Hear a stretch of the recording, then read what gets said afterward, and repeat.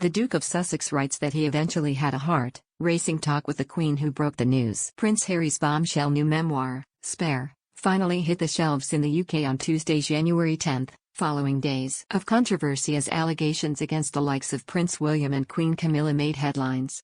With raw, unflinching honesty, the Duke of Sussex gives insight into his life, including the most gut-wrenching moments, such as when he was told of the death of his grandfather, the person he said played a vital role in his very existence. At the beginning of the memoir, written with the help of ghostwriter J.R. Moringa, Harry recalls returning to Frogmore Gardens, half a mile from Windsor Castle, after the funeral of Prince Philip on April 17, 2021. On April 9 of that year, the longest-serving consort died aged 99, just 2 months before he was due to become a centenarian. Prince Harry told of how he had traveled back to what was once going to be his forever home 15 months after he and Meghan Markle announced they were stepping back from their roles as senior royals. In the days before the funeral, the 38-year-old described how he had woken to 32 missed calls before having a short, heart-racing talk with his grandmother, Queen Elizabeth II. Harry writes that Granny had simply said on the phone, "Harry, Grandpa's gone."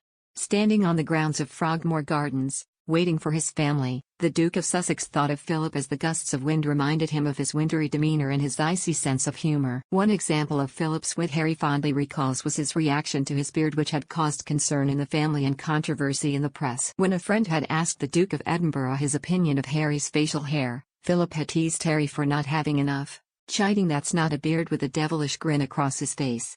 Reference to Philip's humor also featured in Harry's tribute to his late grandfather, released shortly after his death.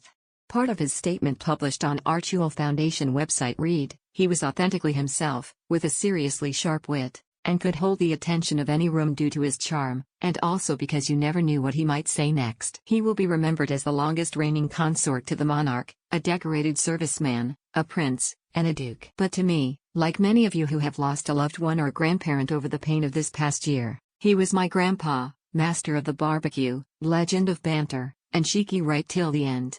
Harry also thanked him for his dedication to the Queen, to whom he was married for 73 years, and for always being himself. In his memoir, the Duke of Sussex also draws parallels between his grandfather and his mother, Princess Diana. Both, he said, embraced life with Philip having many passions, from carriage driving to shooting. Philip and Diana's joie de vivre might explain why his grandfather was such a fan of his mother, who married King Charles in 1981 and later died in a car accident in 1997. Harry wrote, "My grandfather was her loudest advocate. Some said he actually brokered my parents' marriage. If so, an argument could be made that Grandpa was the prime cause in my world. But for him, I wouldn't be here."